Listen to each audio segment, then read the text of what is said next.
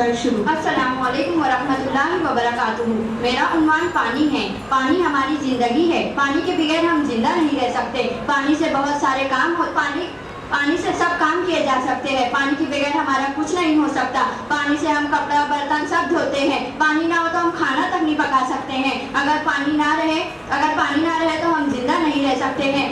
गर्मी के मौसम में गर्मी बहुत ज़्यादा होती है तो पानी सूख जाता है, भाप बन जाता है, जिसकी वजह से पानी की बहुत तकलीफ होती है सब लोग बहुत परेशान रहते हैं। अगर पानी ना मिले तो हम जिंदा नहीं रह सकते हैं। पानी की बहुत अहमियत होती है। पानी की बहुत अहमियत होती है, मगर लोग पानी की अहमियत को नहीं समझते। पानी जाया करते हैं, नल खुला छोड़कर हट जाते हैं। कितना देर तक पानी बहते रहता है।